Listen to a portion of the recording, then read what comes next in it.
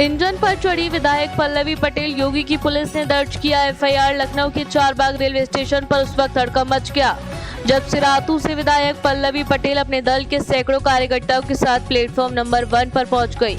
UGC regulation act 2026 लागू करने की मांग को लेकर प्रदर्शन कर रही पल्लवी पटेल ने निरीक्षण यान को रुकवाया और सीधे उसके इंजन पर चढ़कर सरकार के खिलाफ जमकर नारेबाजी शुरू कर दी। मौके पर मौजूद कार्यकर्ताओं ने भी जमकर हंगामा किया। कुछ प्रदर्शनकारी इंजन के सामने रेलवे ट्रैक पर खड़े हो गए तो कई ट्रैक पर लेट गए, जिससे स्टेशन पर अफरा तफरी मच गई और रेल संचालन प्रभावित हो गया।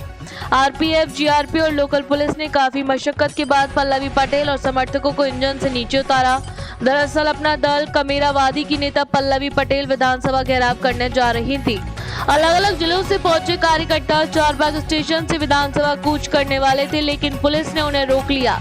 इसके बाद मामला और भड़क गया। पुलिस बैरिकेडिंग तोड़ते हुए पल्लवी पटेल समर्थकों संग स्टेशन के अंदर पहुंच गई। प्लेटफॉर्म पर धरना प्रदर्शन शुरू कर दिया। आरपीएफ थाना चारबाग प्रभारी के मुताबिक विधायक पल्लवी पटेल और अज्ञात कार्यकर्ताओं के खिलाफ रेलवे अधिनियम की कई धाराओं में मुकदमा दर्ज किया गया है।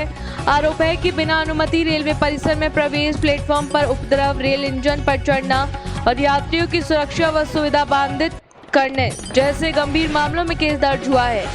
प्रदर्शन के बाद पुलिस ने कई कार्यकर्ताओं को हिरासत में लेकर इको गार्डन भेज दिया। हालांकि देर शाम सभी को छोड़ दिए जाने की बात सामने आई है। इस कार्रवाई के बाद राजनीतिक गलियारों में हलचल तेज हो गई है। खबरों से जुड़े रहने के लिए आजाद वीआईपी न्यूज चैनल को सब्सक्राइब करना ना भूलें। शिक्षा संस्थानों में यूजीसी के द्वारा यूजीसी इक्विटी रेगुलेशन 2026 इस देश की जनता को 2026 में सुपुर्द किया गया और भारतीय जनता पार्टी की सरकार और भारतीय जनता पार्टी के लोग सीआरओ की पार्टी है। वो करते कुछ और है, कहते कुछ और है। उन्होंने यूजीसी इक्विटी रेगुलेशन इस देश की जनता को सुपुर्द तो किया, लेकिन वहीं अपने अनुसांगिक संगठनों के द्वारा सड़कों पर तनाव करा करके इस यूजीसी इक्विटी रेगुलेशन को कोर्ट की फाइलों में दबाने का काम किया।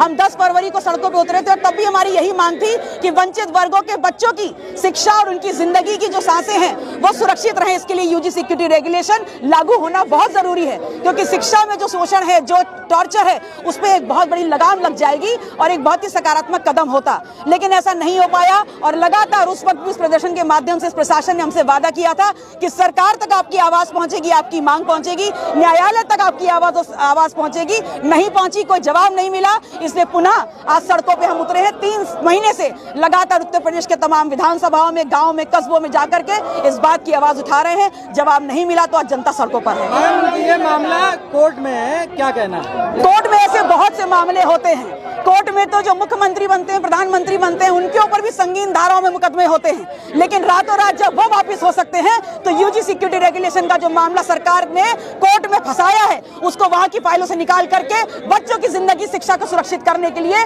आप यूनिवर्सिटीज में लागू क्यों नहीं कर देते?